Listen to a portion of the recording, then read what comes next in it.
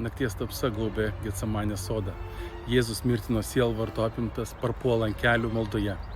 Jis žino, kokia kančia jo laukia. Išdavystė, neteisingas teismas, kankinimai ir mirtis ant kryžiaus. Akimirką jis meldžia tėvą, kad jei įmanoma, šį kančios taurę jį aplenktų. Tačiau net ir dabar jis taria, tebūnie ne mano, bet tavo valia. Laisva valia vedamas meilės, Jėzus priima kančios taurę dėl mūsų. Jis neturėjo nė vienos nuodėmės, bet prisiema visų mūsų nuodėmių naštą. Tolumoje sužimba žiburių šviesos.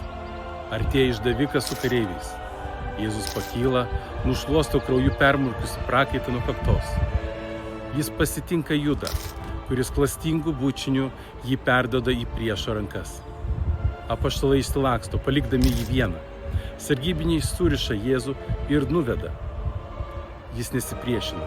Tarsi avinėlis vedamas pjauti, jis tyli. Nekaltas, leidžiasi išvedamas lyg nusikaltėlis. Jis sutinka būti suimtas. Ne dėl savo kaltės, bet dėl mūsiškės. Dėl tavęs ir manęs.